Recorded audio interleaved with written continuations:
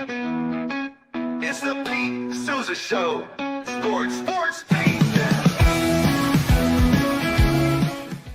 Nobody tells our stories better than our clients. The difference is stark. I was rear-ended at a stop. I thought I was fine, and then once I got home, I realized it's a lot worse than I thought. I ended up having a ruptured disc. You say you're not hurting, and then an hour later, you're saying you're in all this pain. I just felt like most people would think that I was lying. And that's when I decided to call Daniel Stark. I owe a lot to Daniel Stark. They really got me what I deserved. The difference is stark.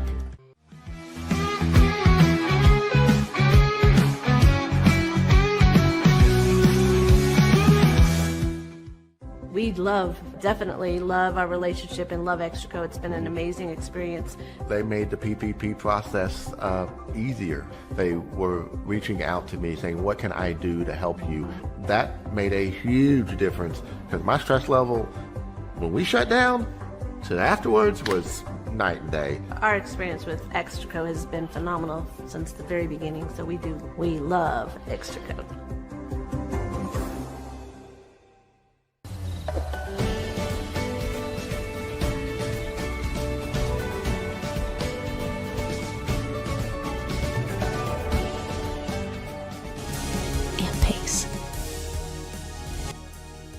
With Ease US, make studio quality voiceovers for your videos online in over 149 languages and dialects. Never been easier to create professional grade videos and voiceovers. Try it today at easeus.com. That's EASEUS.com.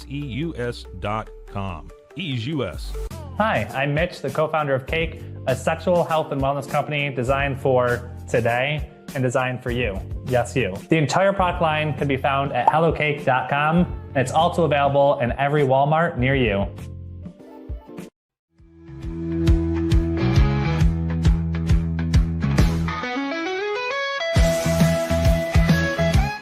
Send money abroad in just a few steps with Remitly. Sign up with your email, enter an amount, choose how your loved ones receive the money, enter your recipient's information, select a payment method, hit send, and relax. Download the Remitly app today.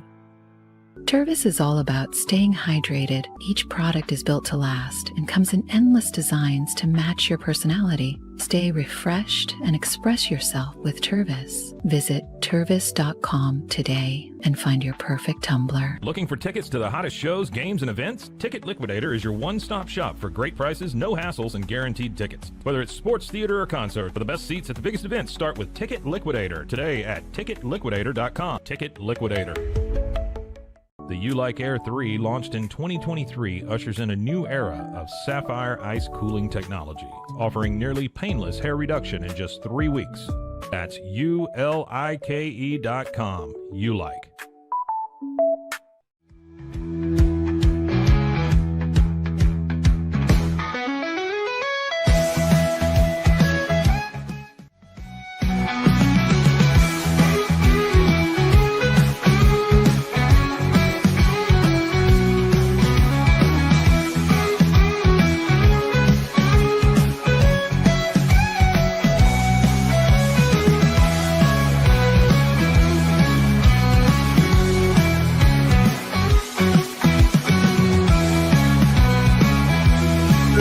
Cut the fuck up, Scotty.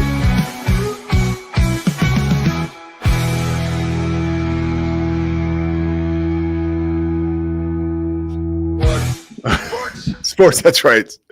Sports. Get focused on sports, Pete. It is the Pete Sousa Show. We're coming to you live from the Alico building here in Central Texas. And there is no shortage of topics this morning.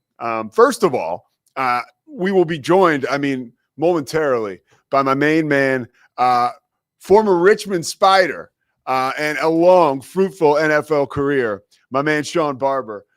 He's now working in player engagement for the Kansas City Chiefs. That's where he started his NFL career, played with the Chiefs, the Redskins, and the Eagles. He actually started his career with the Redskins. And he is an amazing dude. I remember meeting him on my recruiting visit in 1995, and he was a special guy, and there's a lot to talk about with Shawn. And I really do want to tap into some of that Cowboys-Redskins rivalry, along with what he's doing today with one of the most prominent organizations in all of pro sports. As we lead up to Shawn, a couple things to start with. Obviously, we want to thank Slovacics, right? And Daniel Stark Injury Lawyers. And it's a Cora Family Ford. I mean, that's it, baby. You go there, you take a car for a test drive, you might be going off the lot in it. Also, Crawford Austin Properties and Daniel Stark Injury Lawyers. We put a cool segment up with them again yesterday. And First National Bank of Central Texas, of course. We'll be talking to Dan Ingham tomorrow. There is a game, and I'll start talking about it now, that's happening this weekend that could change the entire trajectory of the Heisman Trophy race. And it's happening right by the stockyards. It's going to be a shootout in the stockyards. It's TCU and it's Baylor. Now, the game is on ESPN2 at noon. I bring that up because no knock on Fox or FS1. I mean, if it was on Big Fox, that'd be amazing. But it's important that this game is, and no knock on me, right? I'm the king of big-time ESPN Plus games. But the fact that it'll be on linear television, and it's a game that you really could see like video game numbers on the scoreboard and from the quarterback. And the quarterback I'm talking about is Sawyer Robertson. Now, I know for a fact that the folks at Baylor have been kind of lying in wait. Is that it, Scotty? Lying in wait? That's how you say it, right? Lying in wait. Don't you love when you say shit that you're not even sure what it means? I know the folks at Baylor have been lying in wait on a Heisman campaign for Sawyer Robertson, and they've been waiting for the moment. And let's be real. I mean, the SMU comeback was probably a moment in itself, but it was on the CW, right? And it was very early in the season.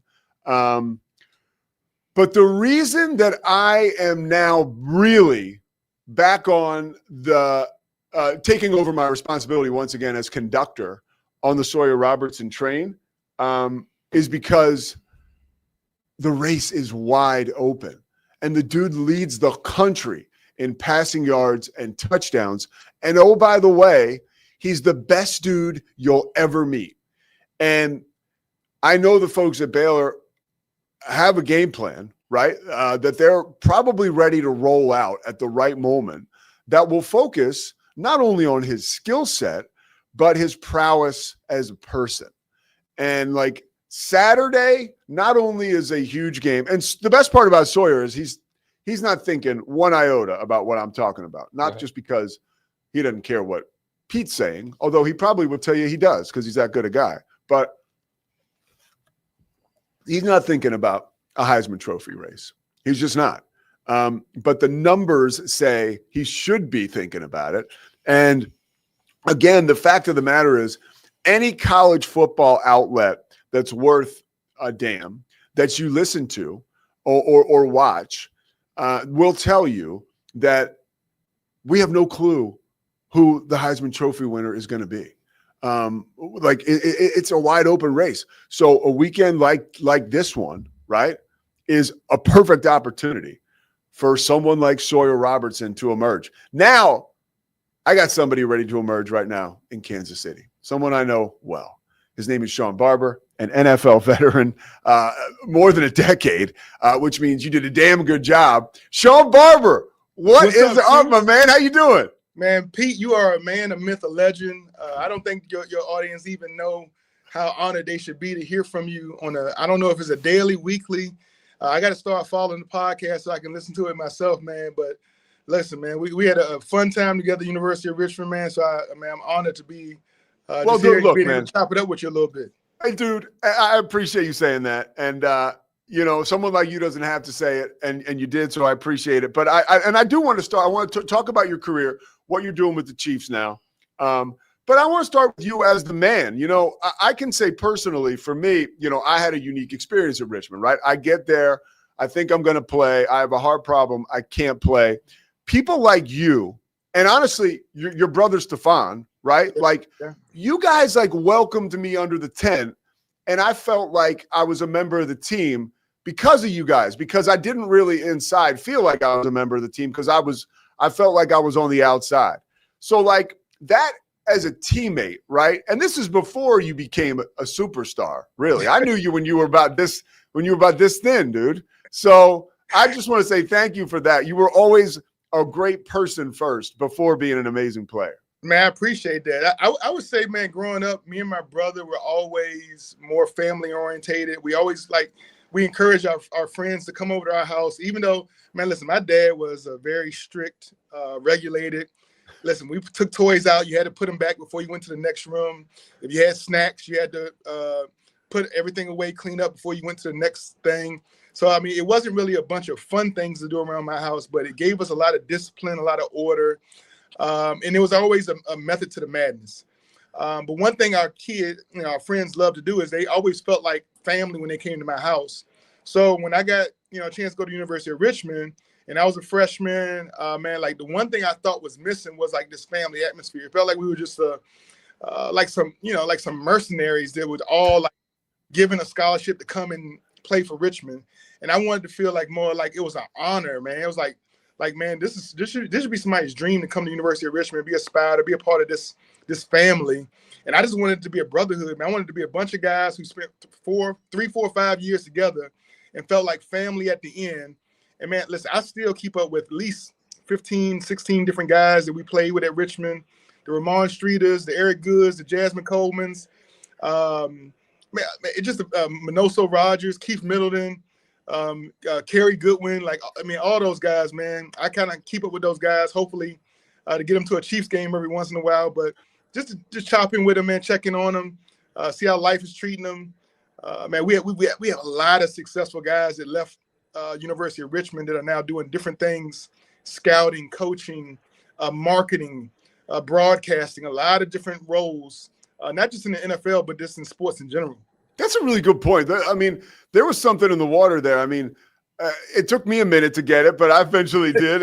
But no, it's true. I mean, there was a standard set, and there was also that family atmosphere. I want to talk a little bit about your career as a player, because you really did. I mean, I was talking to Matt Davis. I keep up with Davis a lot, Okay. right? And, he was talking about blocking you in college. And he said that was the first guy who I was like, he said there was just no reach. When Shawn was playing 9 technique, like you weren't going to reach and get him. That was impossible. Yeah. Like, at what point did you know that, and you were always where your feet were, but at what point did you know when you were at Richmond, like, hey, this might be like a career for me?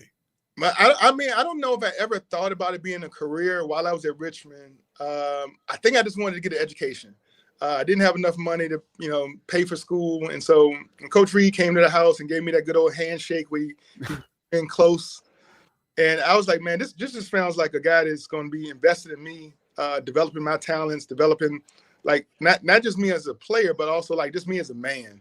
I just felt like, man, it was going to be a lot of hard work, a lot of mornings, a lot of blood, sweat, and tear, a lot of what they call it, sweat equity. We was gonna get a return on our investment. And it was going to make us some really good people. So like football was just something I did. It wasn't who I was. It was just, man, I was good at it. I was talented. I was athletic. But it's so much more to football when it comes to the dedication. And like I said, man, I wanted to be successful, not for myself, but for like all the other 10 guys on the field with me. I didn't want to let my brothers down. I didn't want to let my coaches down. I didn't even want to let the fans down. The fans that came to support us, I wanted to make sure the alignment, the assignment, the execution, we dedicated and sacrificed so much of our time during the week away from our books and studies to be, to go out there and produce on the football field. I just wanted to make sure that we showed that on Saturday. And then, I mean, kind of same thing when I got to the NFL. I kind of get a little bit obsessed with the preparation. I always called it the process. The process matters more than what it produces. I get obsessed with the process. This is how I take my day-to-day preparing, whether it's for work, whether it's with my marriage, my kids, with my friendships. I want to make sure I'm prepared to be beneficial to the people I'm in relationship with, the people who I say are in my circle, the people I care about. I want to make sure I'm really preparing myself for whatever issues come up. And if they want to talk about something, whether it's faith, family, football, whatever they want to talk about, I want to make sure I'm prepared for that moment. I really have a heart for people and serving people. So I don't know. I think all that kind of, you put all that in a cooker and let it boil a little bit, and you get Shawn Barber. Well, Shawn Barber's still cooking, right? Here you are talking to me from Kansas City. We had to move this up a little bit because you're like, hey, we got our walkthrough coming up. You're working in player engagement with the Chiefs. What was there a theme in your career, whether it was at Richmond or you found it in Washington playing for the then Redskins or with the Eagles that you still carry to players today? Like a lesson you learned or something that you feel is so essential that you still find yourself talking about it daily to players? Oh, definitely. Coach Reed taught, I don't know which year we was at Richmond, but courage. Having the courage to be bold and not be like everybody else, and understanding being unique is a gift. It's not nothing you should run away from. You shouldn't be the guy that wants to be doing what everybody's doing. You want to find a way to really set yourself apart when it comes to being on the football field, being an athlete. Almost in anything you do, you want to do it to the best of your ability, and never turn in work or never do anything half-assed or half-heartedly. That kind of thing, it trickles and it feeds into so many different levels of life. I know myself as a player, like coming from Richmond we're not a powerhouse. We wasn't a football. We're not Georgia, Alabama, University of Miami, Florida State. It's not one of those schools where, when you get to the league, you got to kind of prove to them that you don't belong, because everybody knows that if you come from one of those schools, you're supposed to be a pro player. Coming from University of Richmond, there wasn't a big footprint. There wasn't a big historically a bunch of guys that came out. But the few guys that came out, the Brian Jordans of the world, they left a legacy of a guy from Richmond is going to come. He's going to be smart. He's going to play tough. He's going to be hard-nosed, going to play with a lot of grit, a lot of tenacity. He's going to know his alignment, know his assignment, and then he's going to execute. I was going to run and finish every play through the echo of the whistle. So those are the things that I find just different ways of sharing with our young guys, our rookies, our first and second year players. Continuously understand that this is a gift. Playing in the NFL, whether you're on the practice squad, you're a starter or a reserve, this is you're one of one. This is as good as life gets to be able to play at the NFL on this level, and you should cherish it, and you should prepare every day of understanding what that opportunity holds. And through injuries or through maybe not caring as much, not being prepared, it can be taken away from you. We're cutting and adjusting the roster on a daily basis. Rashee Rice just came off suspension this week. And so when he gets added to the roster, then we had to send a wide receiver home. Jason Brownlee had to get sent home 2 days ago. Well, we had a guy, Jamie Robinson, get brought up from our practice squad and got activated to the Detroit Lions. So that opened that area, that spot for Brownlee to come back. Now, he could have been bitter and he could have been, in his feelings or, F the Chiefs and all that. But, man, it probably gave him a renewed sense of purpose of, man, listen, if I don't want that to happen to me again, I better come to practice with an attitude of showing somebody on a daily basis how much this matters to me. And I think that is very unique when you talk about the NFL, of trying to find 53 guys, 17 practice squad guys. So you got about 70 guys who are all trying to prove that they are worthy of those spots. So that's how I talk to guys, and I want them to really appreciate the opportunity and realize that anything I can do to help them along that journey, along that road, it's going to be a rough road because a lot of people want that position, but they have the potential to do it. And right now with Kansas City, we're doing it at a really high level. Yeah, I want to ask you about how your career led you back to Kansas City, one of the most prominent organizations in pro sports. And now here you are, right, back in Kansas City, a part of this force of nature that is the Kansas City Chiefs. How'd you end up back there? Man, nothing is guaranteed in life. And so, like I said, it goes back to back when I was with the Redskins, they call it Commanders now. I think I practiced with a certain amount of intensity and a certain amount of effort. And there was a scout there. His name was Eric. He left Washington and ended up going to the Eagles. And then when I became a free agent, he told the Eagles, "Hey, you need this Barber kid he's a hell of a special team, but he also is a really good will linebacker." And so that was my opportunity to go to Philadelphia, and I got a chance to play under Coach Reed and Coach Spagnola. God bless him at this time. Jim Johnson, the coordinator. Yeah. I mean, that staff, if you look back at the 02 Eagles staff, there is head coaches all around.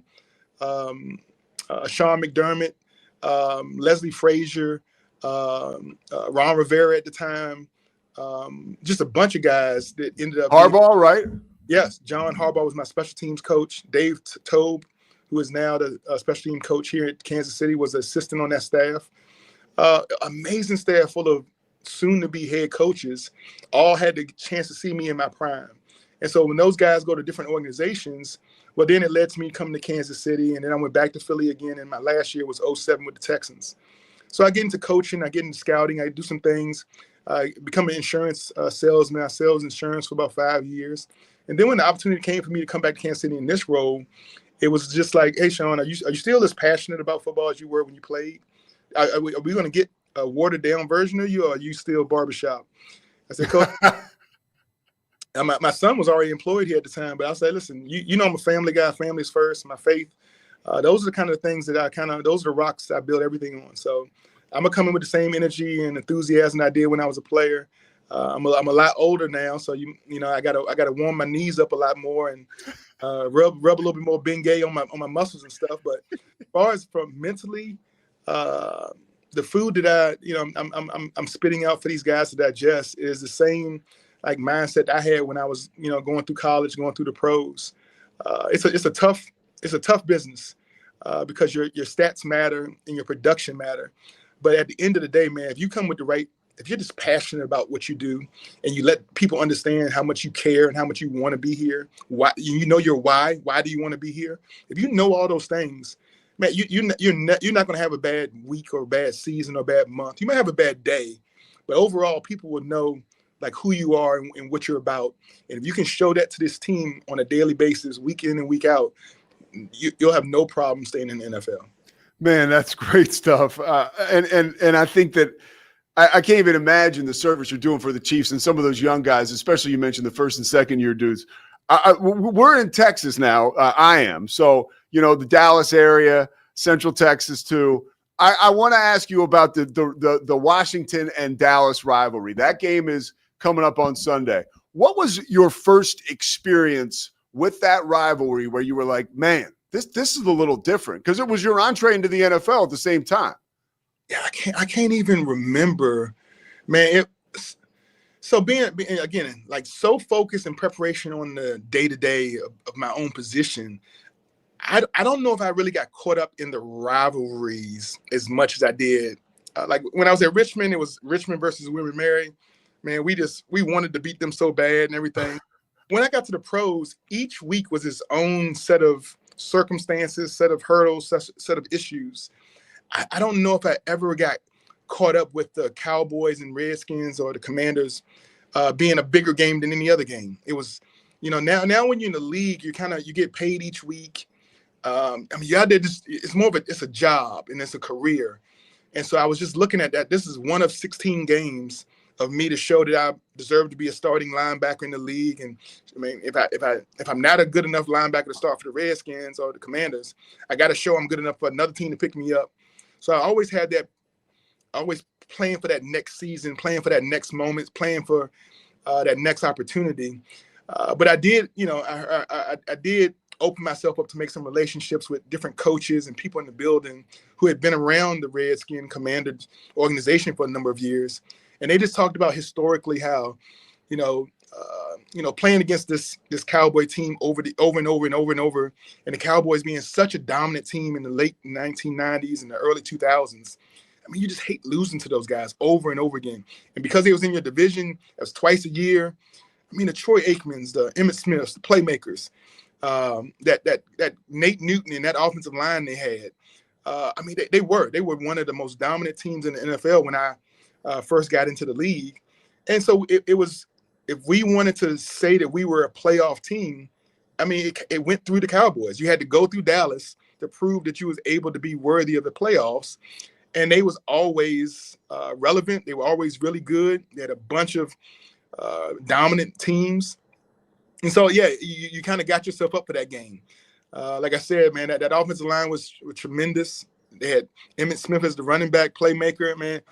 Troy Aikman as the quarterback. So, I mean, that's a bunch of Hall of Famers that we got to play against. And it was a challenge. And I really think I love to step up and play the best. I wanted to make sure that I played the team when they was full. I wanted everybody to be active. And I don't really like playing teams when they got, the quarterback hurt or the tackle hurt. Now, I want you full. I want if you beat my butt, I want it to be with the best guys you got. I don't want your backups in there and all that kind of stuff. So, I really thrived off the competition. I really thrived off. I was kind of obsessed with the level of competition that's available in the pros. And maybe that's why I stayed around for 10 years. Well, I want to ask you two more questions. One, okay, you kind of answered it, but from a skill level, you obviously, just talking to you now, Shawn, you could still play in the NFL with the attitude you have. But from a skill level, what separated you and allowed you to be a starter or main contributor in the NFL for 10 years with some of the marquee organizations in the NFL? What separated you? Like I said, I definitely was dedicated for preparation, getting my rest, nutrition.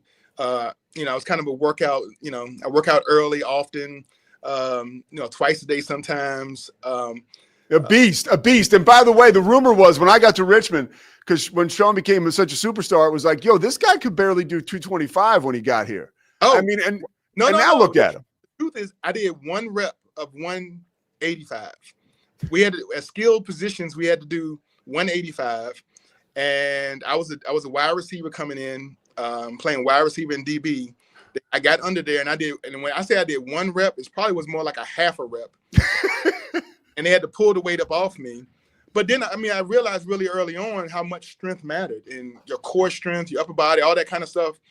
Like if you really want to go out here and be dominant, you can know what to do and get to that point where that one-on-one, is your discipline versus the guy across the field.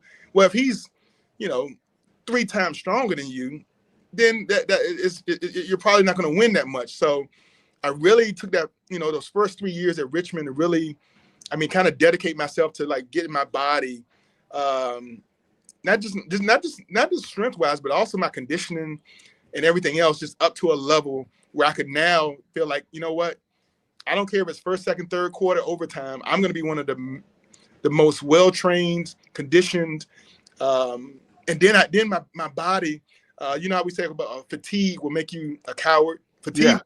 You can prepare yourself for a battle, and then when you get tired, the other team is in better condition, and they just don't make as many mental errors and many mistakes because they're not worried about being tired.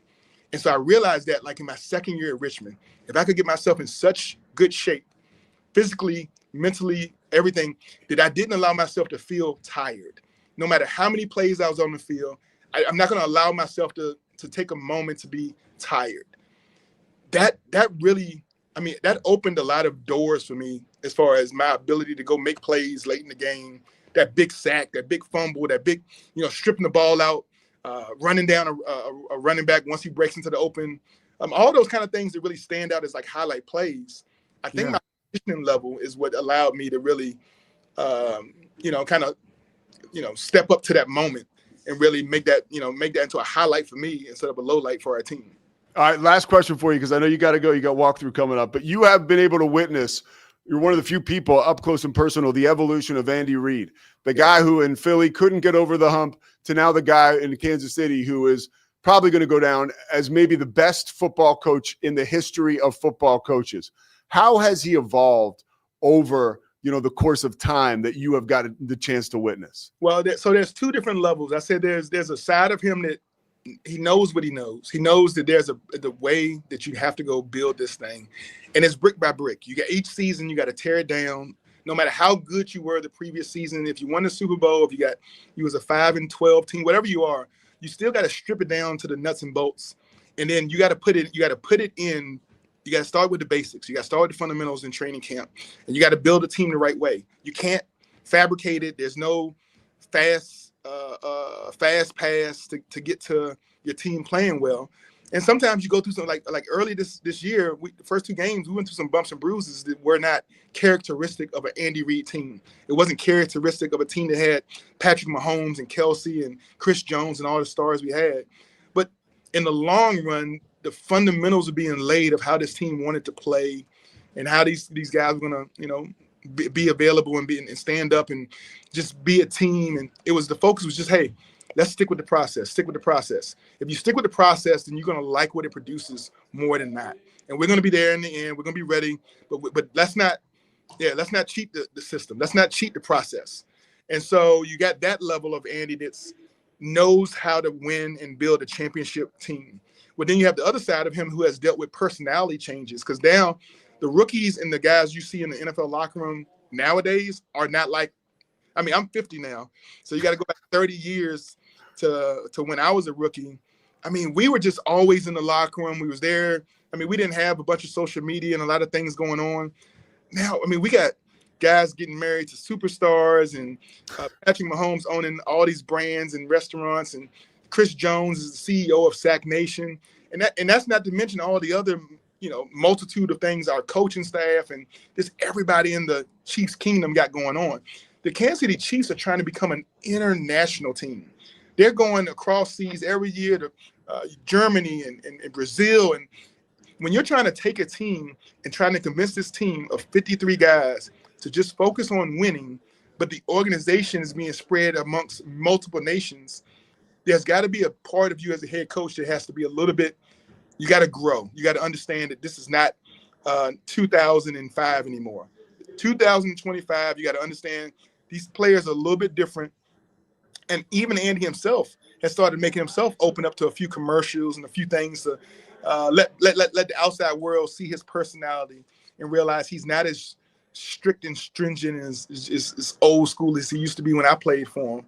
And I think that's been a benefit. I think that that's allowed the Chiefs to be, if you ask me, I know Dallas might not approve of this, but I think the Chiefs are now America's team.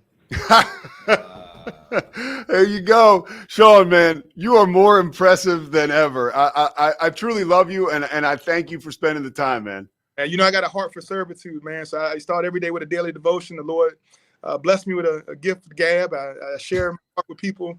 And I pray for people every day, man. I pray for, listen, you don't know, if I pray for you and your soul and your spirit and everybody who you touch. I love you. I hope your podcast goes great. I hope everything you do goes great. But, man, we got a great group of guys that went to the University of Richmond. And that brotherhood, man, it was something before I even knew the definition of brotherhood. So I'm so thankful to be a part of that. And, man, I just love you, man. Love you too, Shawn. We'll talk soon, man. All right. Good luck, Chiefs. Oh, man, how cool is that? Shawn Barber.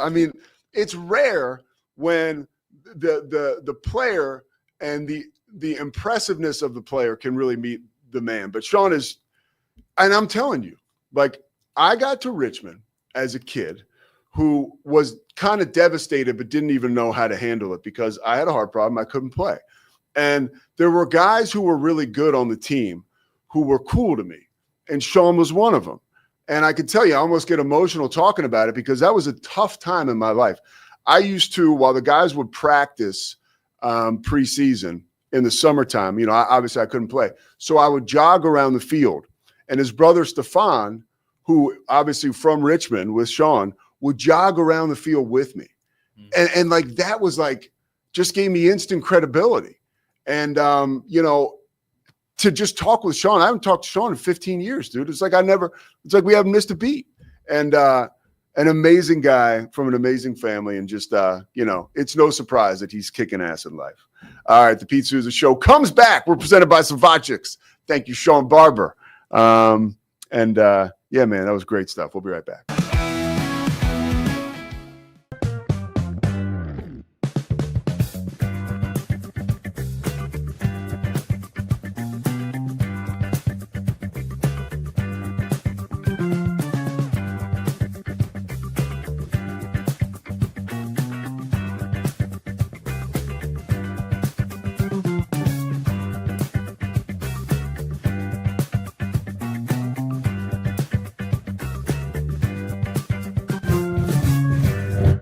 Bubble allows you to make it real and for it to actually work. So I feel like Bubble does bridges that gap and being able to give people the opportunity to make their ideas come to life really quickly too. I love that I can sit down and build something the way that I think it should be built and have the control over it. Bubble turns ideas into fully scalable apps. Try Bubble today.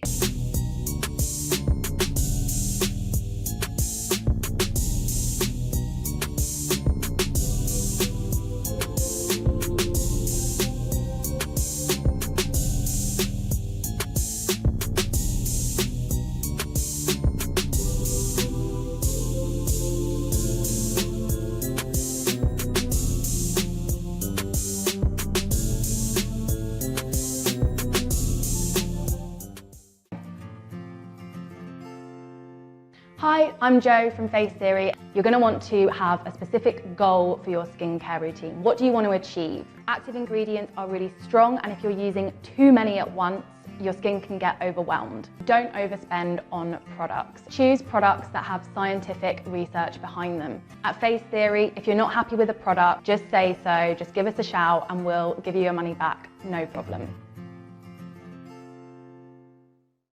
I know you're gonna love this Kodak Dot Plus printer. You guys just connect it to your smartphone and then you're gonna use the Kodak Photo Print app. It's going to print you a 4x6 photo. I am just in awe. I love how these turned out. Also, the printer comes with a free cartridge of 10 photo sheets.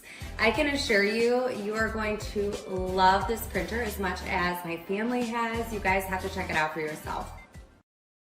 Streamline event and appointment booking with Amelia's sleek, modern, and fully customizable booking forms. Tailor the colors, fonts, and design to match your brand and seamlessly integrate with your WordPress website. Whether it's for events or appointments, Amelia makes booking simple, stylish, and perfectly aligned with your business. Enhance your booking experience today at WPAmelia.com. That's WPAMELIA.com. Amelia. When you learn a language with Babbel, you start a journey that takes you further and further. Anytime and anywhere you wish. It's easy and fun. Broadens your horizons and keeps your brain fit. A journey into new thoughts, new cultures, new adventures. So what are you waiting for? Start your journey with Babbel now. Go to babbel.com or download the app. BadCreditLoans.com is a pioneering service provider that has carved a reputation in the financial industry for its dedication to helping individuals with bad credit secure loans. By making timely repayments, borrowers can gradually repair their credit history, thereby increasing their chances of securing better loan terms in the future. BadCreditLoans.com serves as a beacon of hope for those with bad credit. Simple, fast, and reliable loan application process.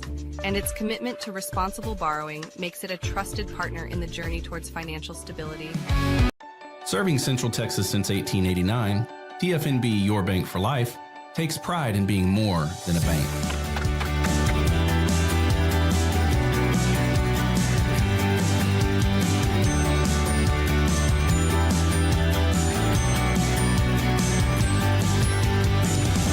At TFNB, we remain committed to these principles.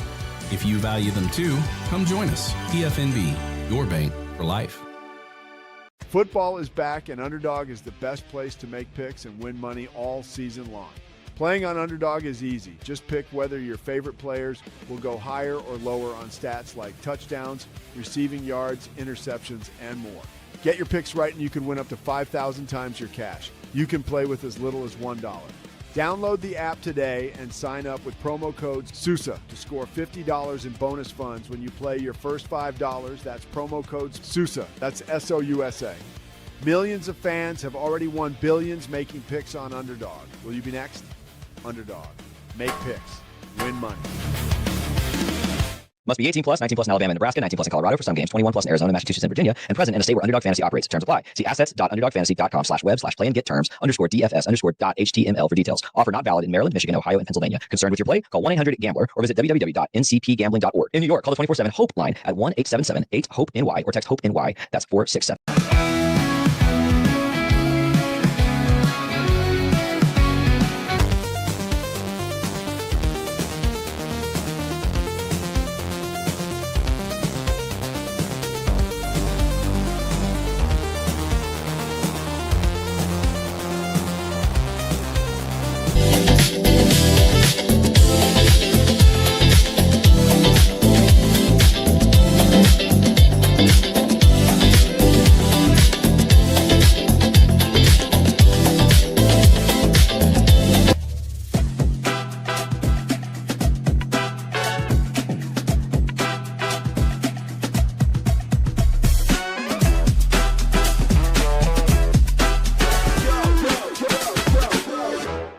Nobody tells our stories better than our clients. The difference is stark.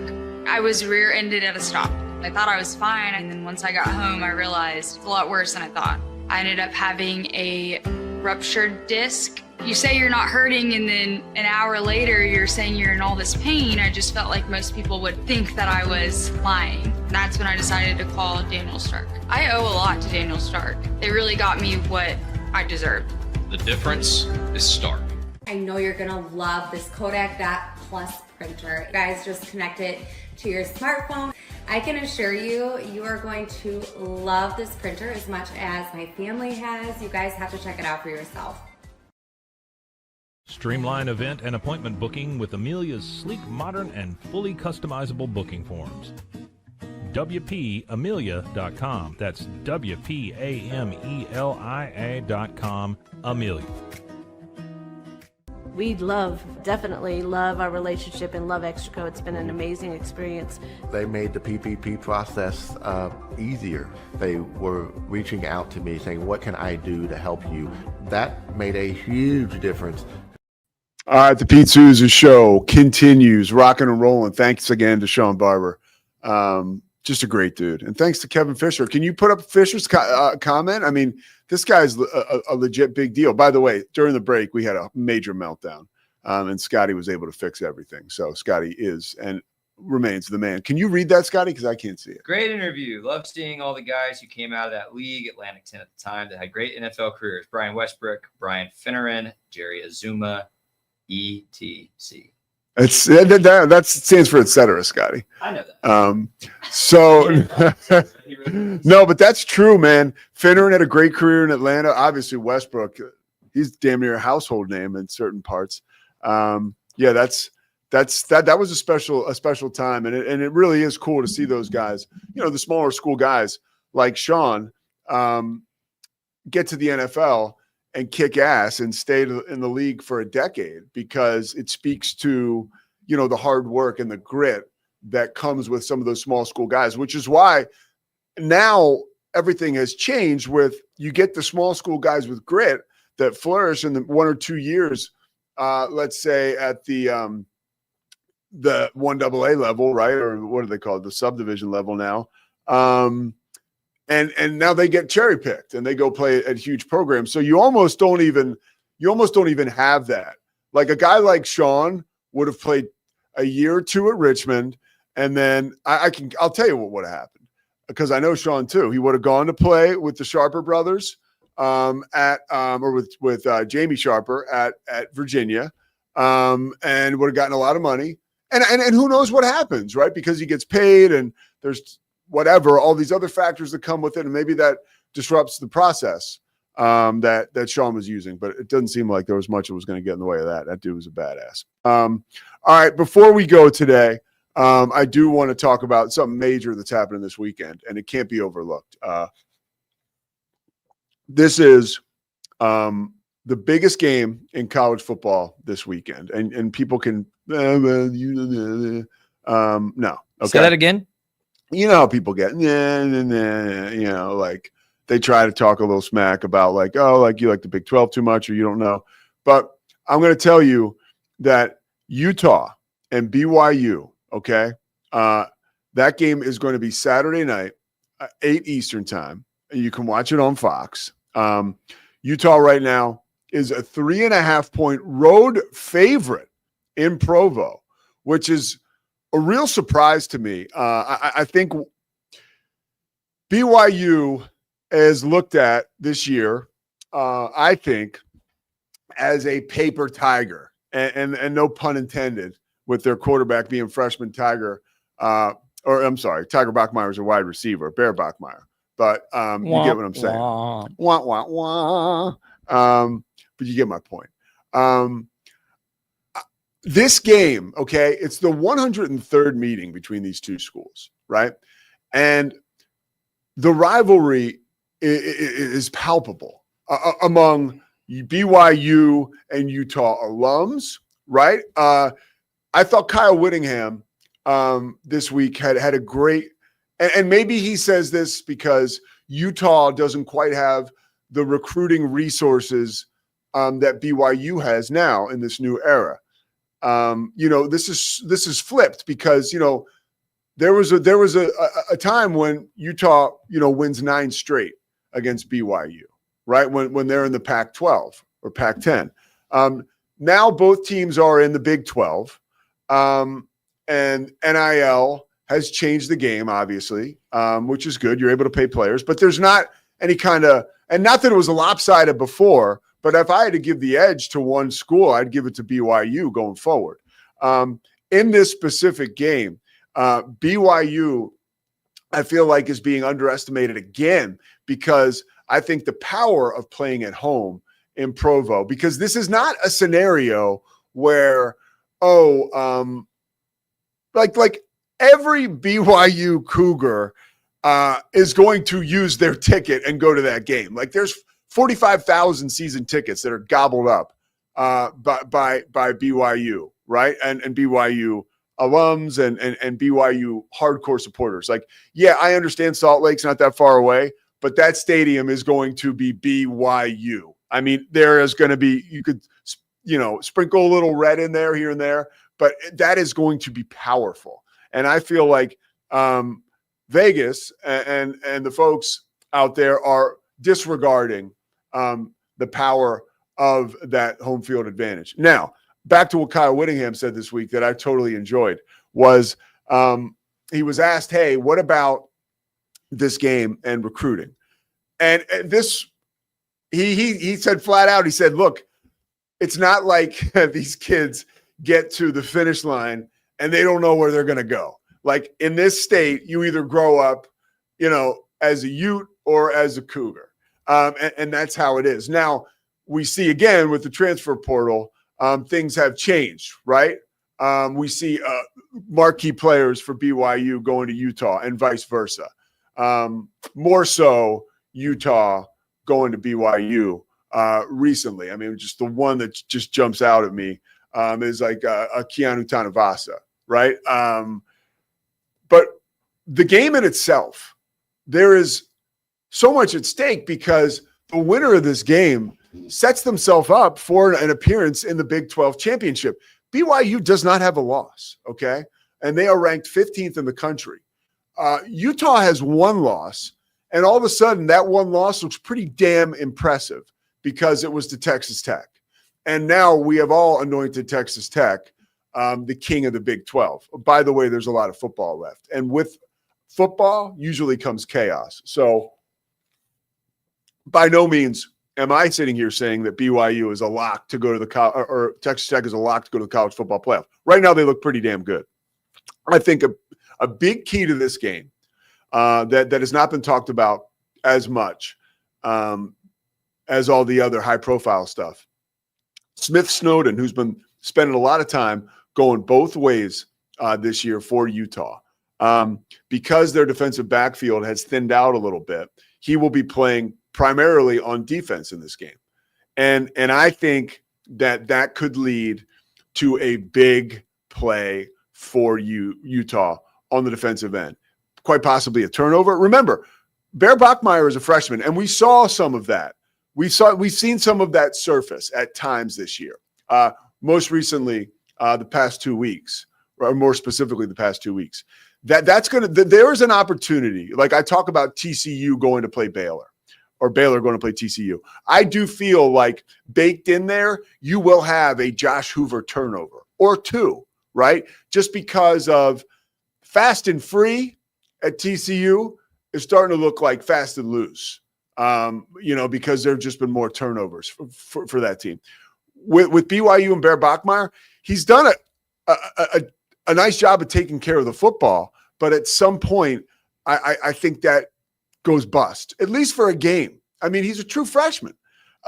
The one thing that BYU does a great job of, and I think you got to look at Coach Andy Roderick for this, their offensive coordinator, how they have used Bear Bachmeier running the football and how that has bred confidence in his ability to throw. You talk to any dual quarterback, and I've talked to many, they enjoy getting that first pop, that first big, maybe it's a 15-yard running play where they get banged around a little bit and their confidence gets going, and then they're able to. What are you looking at, Scotty? Scotty, what are you looking at? I'm listening to you. I'm listening to your wonderful monologue. They get banged around a little bit, and then they have the confidence, right, to throw the ball and have success throwing the football. They've done Bear Bachmeier leads BYU in rushing last check for me. I could be wrong, but I think he does.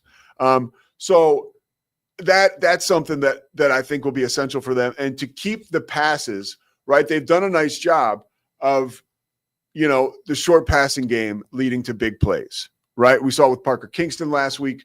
We have seen it with other explosives where the 75-yard touchdown passes aren't necessarily, 75 or 70-yard throws. That would be pretty damn impressive. But, they're passing plays that have been completed and then have been extended. So at the end of the day, when you look at this matchup in this game, I have no clue who's going to win. I'd be lying to you if I told you I did. I know it's the first time these two teams are playing as ranked opponents since 2009, I think. Reading the Deseret News and talking to somebody like Jay Catch and speaking with people out in Salt Lake City, this is probably the most high stakes, and I'm sure people can correct me on this or have opinions on this, but you could say this is the most high stakes matchup between these two teams of all time. And the best part about this is, if you look, you can look it up on Wikipedia or whatever, like the schools dispute what the record is. Like literally what's the record for this game? Like, it depends on what school you ask, which is like an amazing rivalry. All right, Scotty, you got some wise ass comment? Let's bring it up. No wise ass comments. No, I was literally just looking at you. Is that okay? You had a gaze going, and I was like, well, this guy doesn't look at me right with like bedroom eyes. So he's got to be looking over here. I think you're reading into things, Pete. I don't think that's what was going on. All right. So what were you going to say when you were looking over here? What were you thinking? All right. We'll just be transparent. Lizzie has occasionally made comments to me in the past about how certain things that sportscasters say. Lizzie's in the room. In casual. Is her microphone on? No. She could turn it on. If you want to turn on number 2 and turn it up, Lizzie, you could talk. Lizzie can't be on camera. She doesn't have a camera. We don't have a camera, but that's the biggest flaw. You got us two on camera and not her, which is a mistake by us, but okay. Lizzie has talked to me before about Lizzie, how. Can you hear her now? Is she up? Okay. All right, go ahead, Scotty. Then someone was messing with the microphones. Sorry, Lizzie. All right, go ahead, Scotty. Go ahead. We keep getting interrupted here. Lizzie has talked about how things sportscasters say in common parlance that is totally anybody that watches sports hears it and it doesn't do anything. It's just normal talk.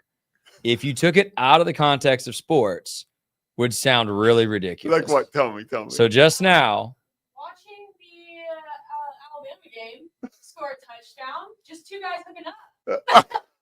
Right. So correct. What did I say? Well, there are a lot. Correct. You could listen to a lot of that. There's a lot of sports phrases that out of the context of sports. So what?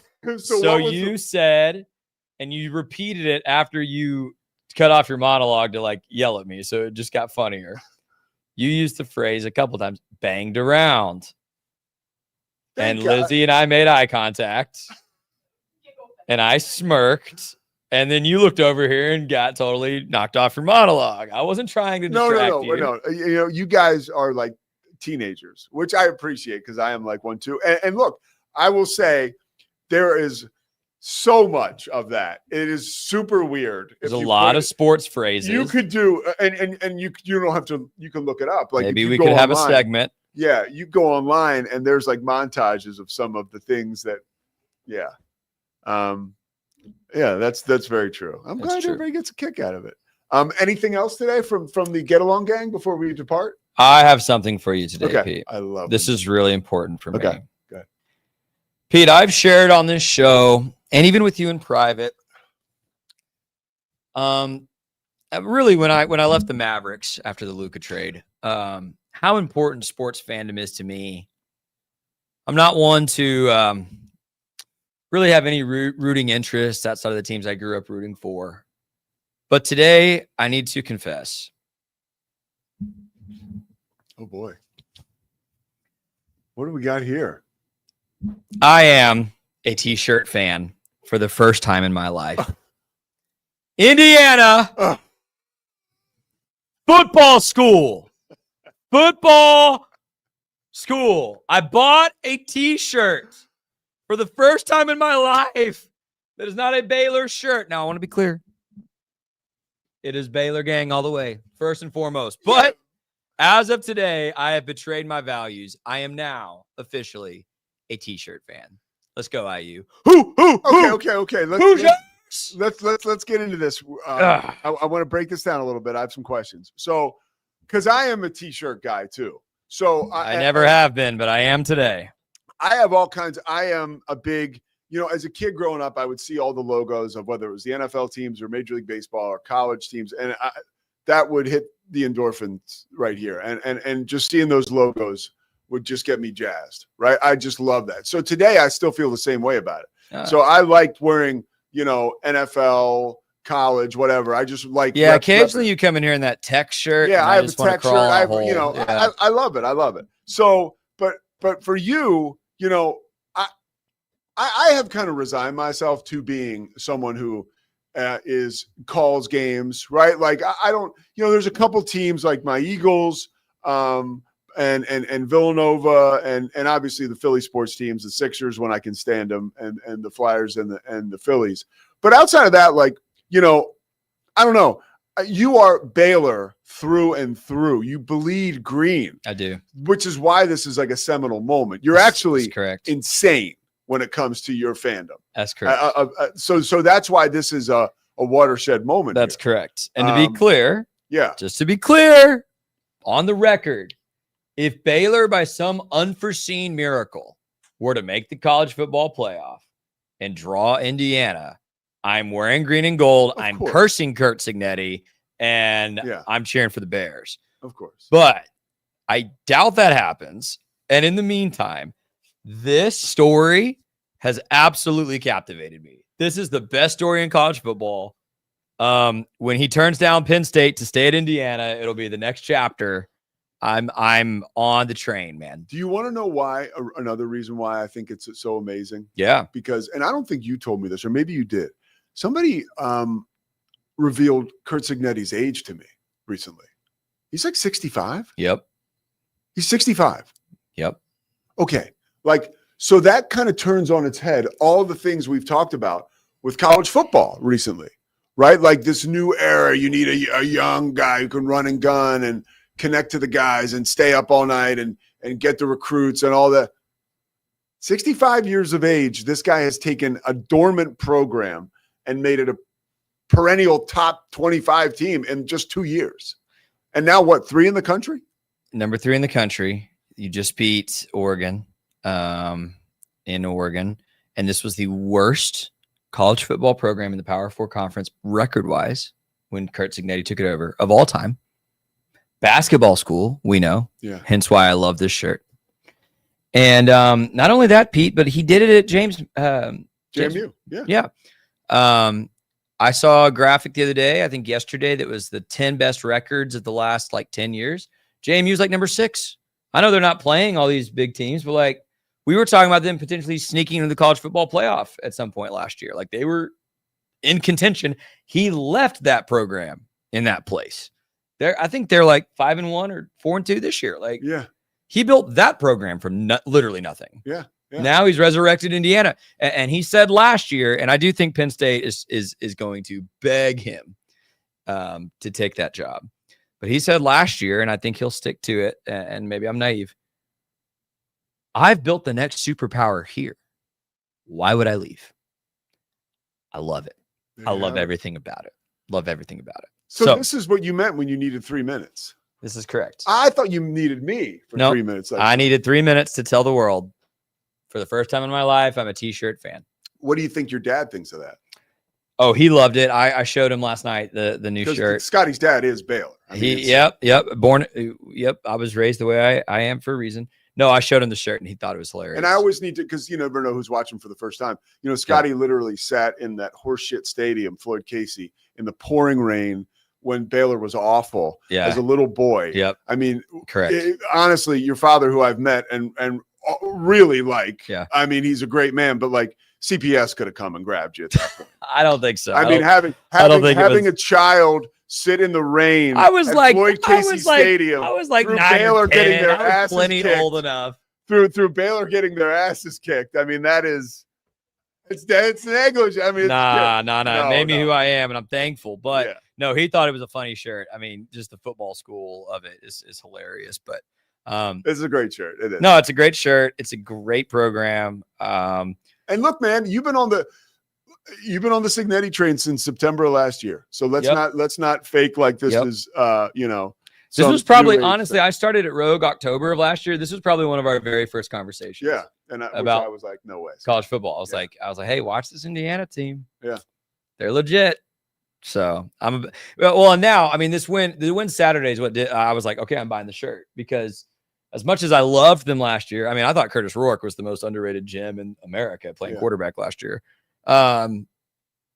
They did get whooped by Ohio State and beat soundly by Notre Dame in that first round of the playoff. So it's kind of like, this is a good story, but like, yes, I 1,000% did not think that. But this year, I told you they'd make the playoff again, and I believed that all the way because I looked at their schedule and thought, there's 1 or 2 losses here. Now there's no losses, by the way. They will be favored every game up to the Big Ten championship now. The next tough one was at Penn State.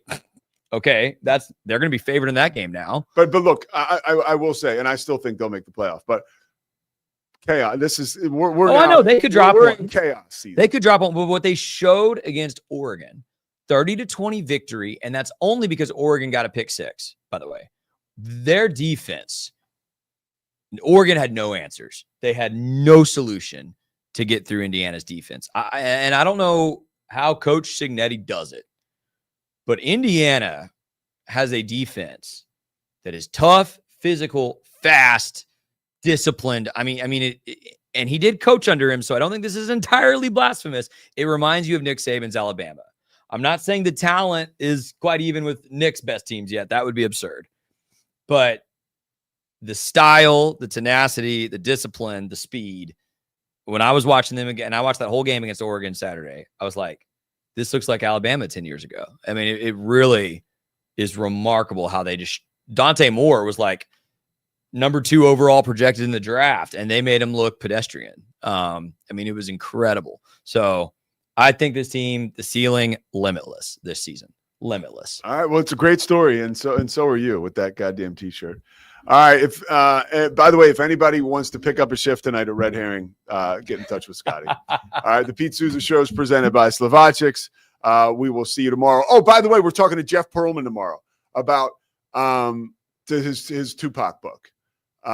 Only God Can Judge Me. I am a weirdo about how much I love Jeff Pearlman, and so I'll hang on to that for when we talk with him. But I am beyond excited, and I can't wait to talk to him. So yeah, make sure you check us out tomorrow. We will see you. It's the Pete Sousa Show. Sports. We definitely love our relationship and love Extraco. It's been an amazing experience. They made the PPP process easier. They were reaching out to me saying, what can I do to help you?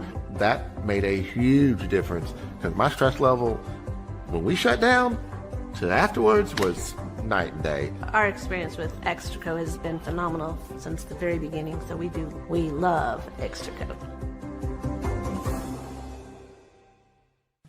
Show. Sports.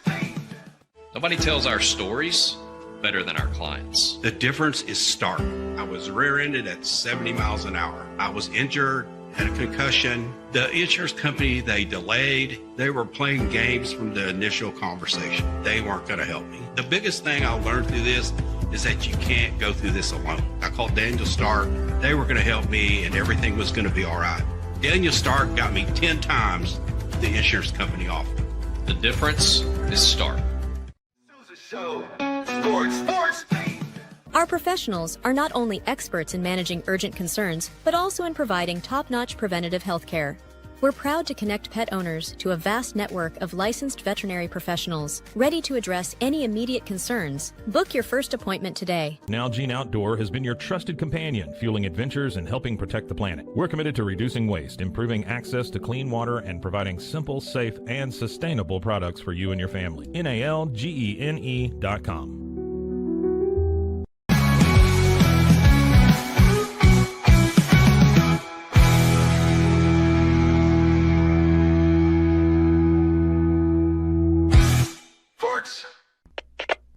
We